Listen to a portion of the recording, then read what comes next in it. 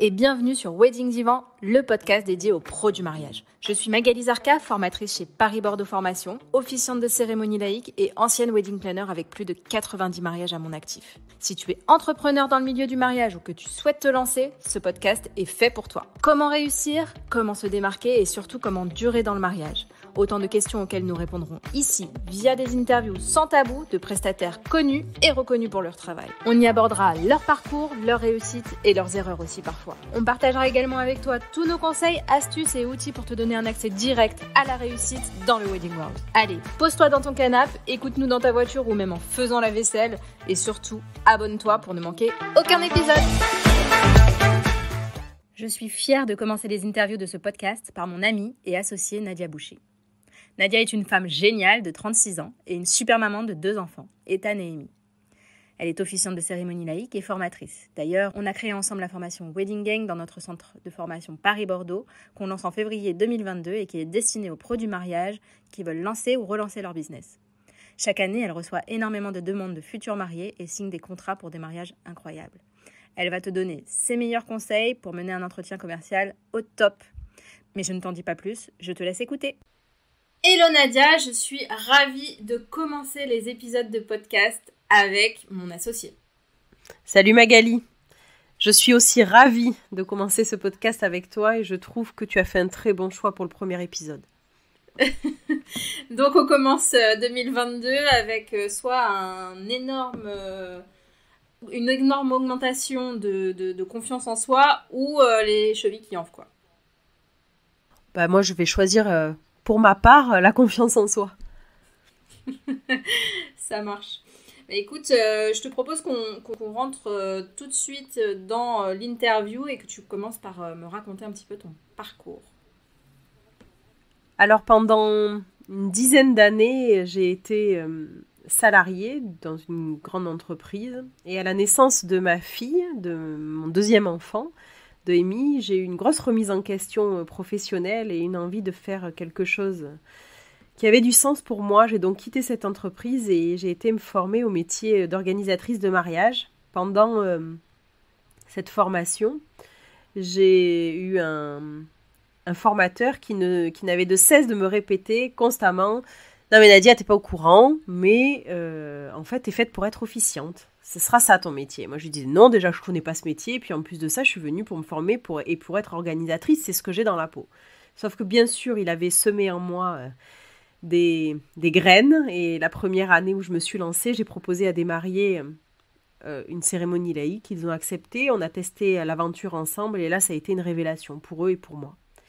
Et depuis ce jour, je n'ai eu de cesse d'en parler autour de moi et même de changer la direction de Burdi Million. Burdi Million n'était plus du tout une entreprise d'organisation de mariage, mais simplement d'officiante de cérémonie laïque. Voilà comment je suis devenue officiante. Et juste pour mon info, parce que en fait, je crois que je ne sais pas, tu faisais quoi en tant que salariée ? Alors, je travaillais en grande distribution. J'étais l'assistante du service, l'assistante de la responsable du service informatique du magasin. Improbable. D'accord. Rien à voir. Ça n'a souvent rien à voir, effectivement. Oui. Ok, et depuis 2 ans, tu fais aussi de la formation pour les officiants, ceux qui veulent devenir officiants. Comment ça t'est venu cette idée et qu'est-ce que tu en retires aujourd'hui ? Alors l'idée m'est venue quand j'ai commencé, j'ai trouvé très peu de centres de formation qui me convenaient, très peu d'informations sur le sujet. Du coup, je me suis formée seule avec l'aide d'officiantes déjà en place, dont toi. Hein. On a beaucoup échangé sur le sujet au tout début. Et je m'étais promis que quand je serai experte, je lancerai mon centre de formation pour rendre ce métier si fantastique, on va dire, professionnel. Voilà, j'avais envie de mettre un cadre et je pense que j'avais aussi besoin de transmettre. Et le moment est venu, il y a 2 ans, j'ai décidé enfin de lancer ce centre et puis là c'est parti, c'est cool. J'ai formé des femmes merveilleuses et des femmes qui ont déjà officié, qui ont déjà des contrats. Donc pour moi, c'est fantastique. Tu m'étonnes. Ouais. Alors, en tant qu'officiante, toi, combien de demandes de futurs mariés tu as par an et combien t'en signes au final? Alors par rapport au centre de formation, j'ai fait mon calcul. Hein. Je pense qu'il faut tout le temps le faire, mais là, j'ai été très assidue. J'ai à peu près 120 demandes par an, une quarantaine de rendez-vous commerciaux et je signe une vingtaine de contrats. Et du coup, pourquoi, on va dire, entre guillemets, tu n'en signes que 20 sur 120, à ton avis? Alors déjà, c'est que 20 sur 120, c'est que 20 sur 40. Donc il y a quand même une conversion de 50%, c'est quand même énorme. Bien, il y a plusieurs choses. Je pense que, alors, le choix d'un officiant, c'est quand même très particulier. Hein. Il y a une grosse notion de feeling. Donc, il faut que le feeling passe. Il faut que ma méthode de travail leur convienne. Il faut que mes honoraires leur conviennent aussi. Donc, quand même, il y a plein de paramètres à prendre en compte.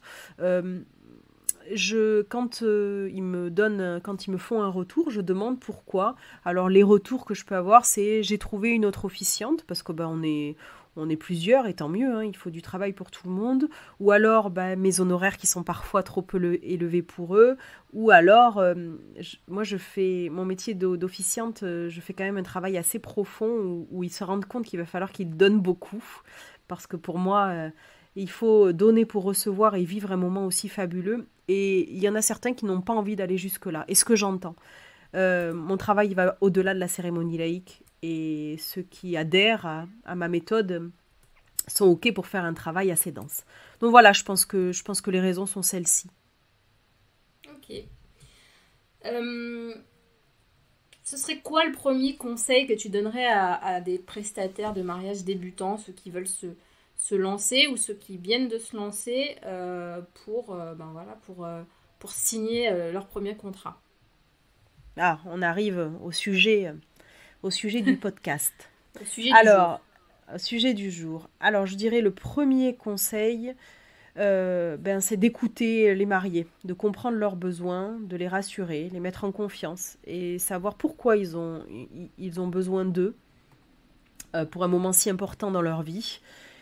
Il est très important de comprendre leur pourquoi et je pense qu'il faut prendre aussi en compte que les gens, ils adorent parler d'eux et c'est très important de leur laisser la parole au début. Et puis pour les cerner aussi. Moi, je marche énormément au feeling et à l'instinct et leur voix, leur façon de s'exprimer, ce qu'ils vont me transmettre, c'est très important. Donc vraiment, l'écoute.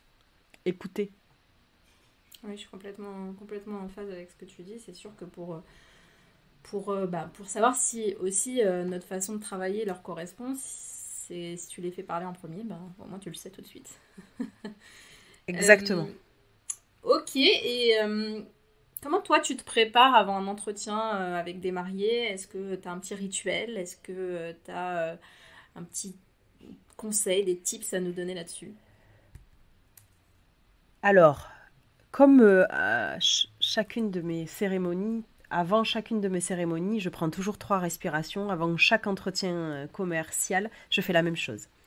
Ensuite, ça c'était avant, mais je vais quand même en parler ici. J'avais une trame que je suivais avec toutes les choses que je voulais dire et tout ce que je ne voulais surtout pas oublier sur l'entretien commercial pour être sûr d'avoir tout livré. Aujourd'hui, je n'ai plus besoin de cette trame parce que je maîtrise mon sujet et je sais tout ce que j'ai à dire. Je pense que j'oublie plus grand-chose.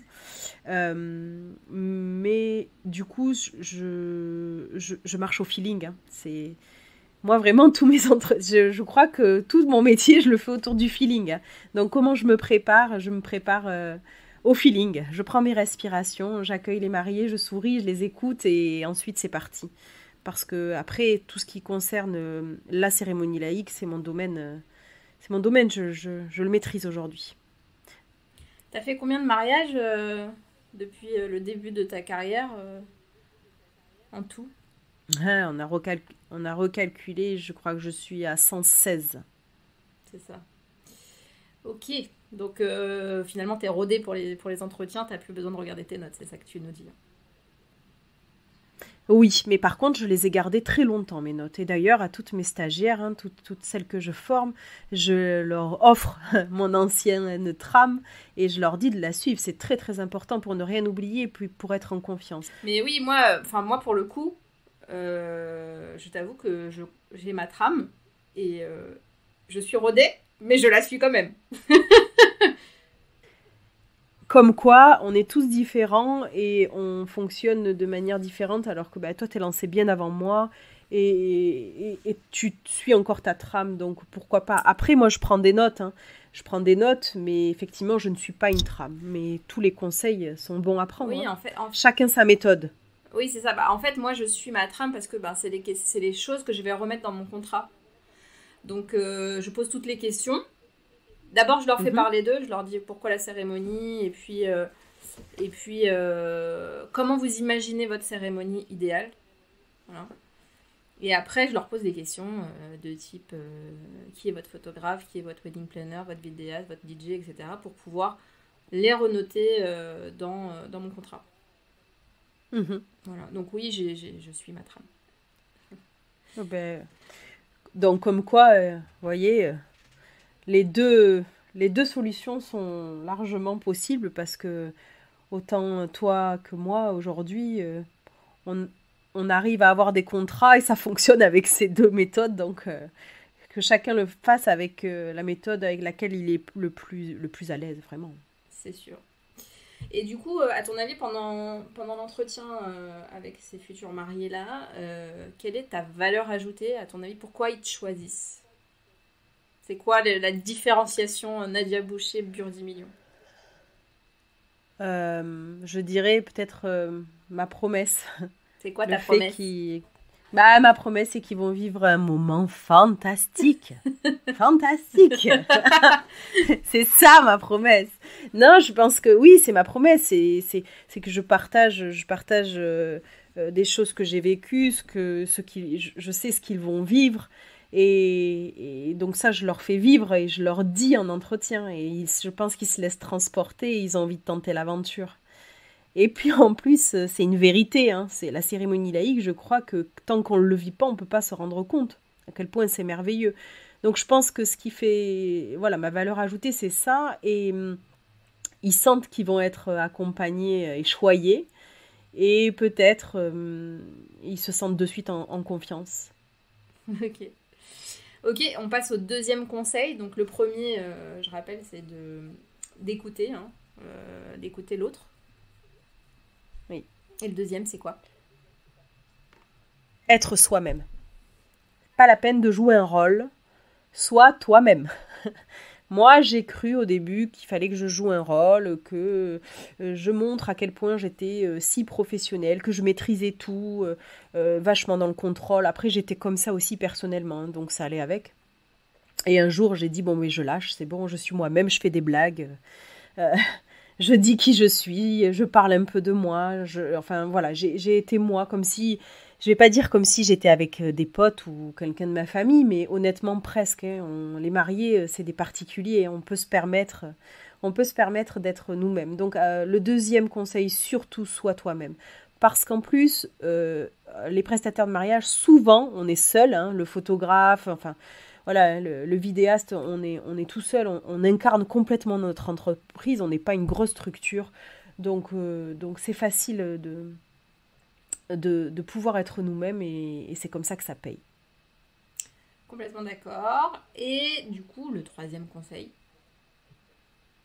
Le troisième conseil, eh bien écoute, là on va arriver sur la partie plus professionnelle et formelle, prépare un contrat bien ficelé et pense qui va donner confiance à tes mariés et pense à les relancer. C'est important pour moi de les relancer. Voilà.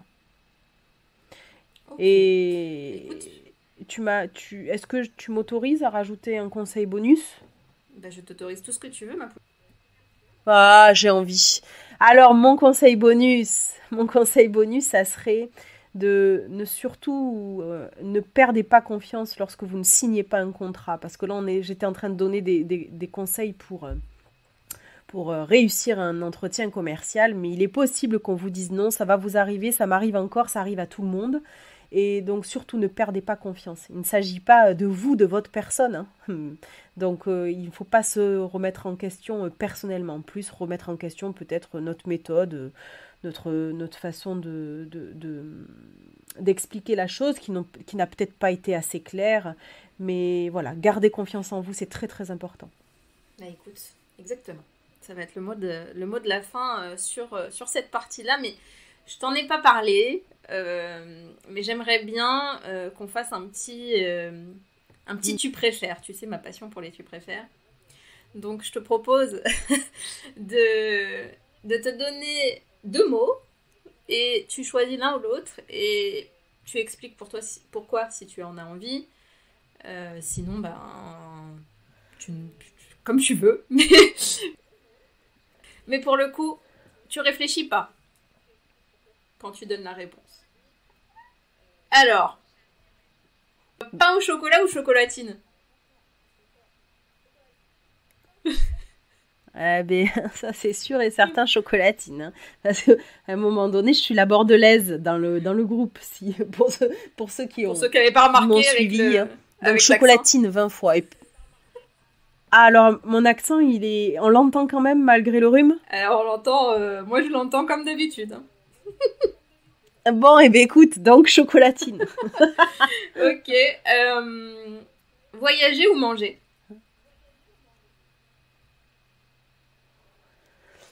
C'est dur, hein? Bah oui, parce que j'adore les deux, mais... J'ai fait en fonction de ta personnalité. Je crois qu'il y en a... J'ai écouté pour pouvoir sortir mon questionnaire derrière. Je pense que voyager passe devant. Ok. D'ailleurs, ça me manque. Je comprends. Écrire ou lire?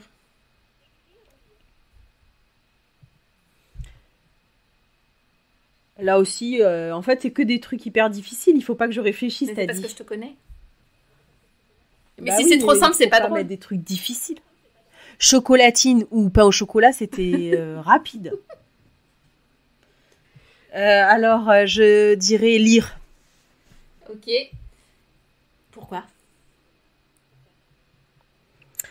Alors, parce que c'est venu dans ma tête. Hein. Pourquoi lire? Parce que je pense que je pourrais plus me nourrir de lecture que d'écriture. Parce que l'écriture vient simplement de moi et le fait de lire continue à me nourrir. J'ai besoin de me nourrir, moi, tu me connais. Ouais. Officier devant 500 personnes ou 1000 personnes ou sauter en parachute? Tes trucs tu préfères, ils sont bizarres. Ah oui. Alors, moi, je dirais... j'officierais, je pense, devant 500 ou 1000 personnes.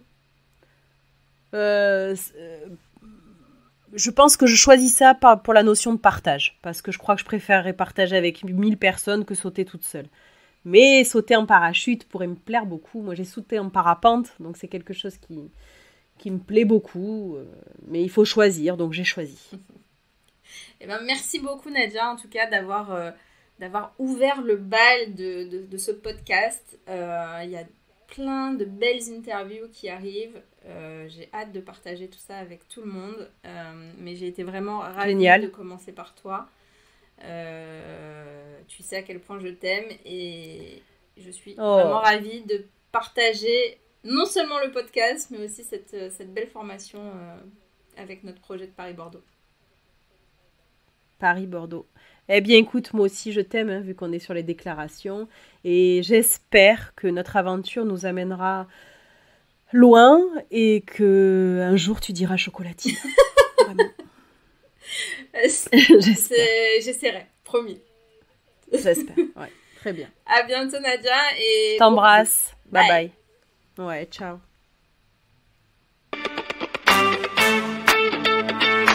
Tu as écouté cet épisode jusqu'au bout? J'imagine que c'est parce que tu l'as apprécié. Alors n'hésite pas à le partager et à en parler autour de toi pour le faire connaître. Pour soutenir ce projet, tu peux aussi me laisser un avis sur Apple Podcast ou Spotify. Ça me fera super plaisir de te lire. Et si tu veux échanger en direct avec moi, n'hésite pas à nous rejoindre sur l'Instagram de notre formation avec Nadia Boucher, parisbordeaux.formation au pluriel. Je te dis à très vite pour un prochain épisode. Salut.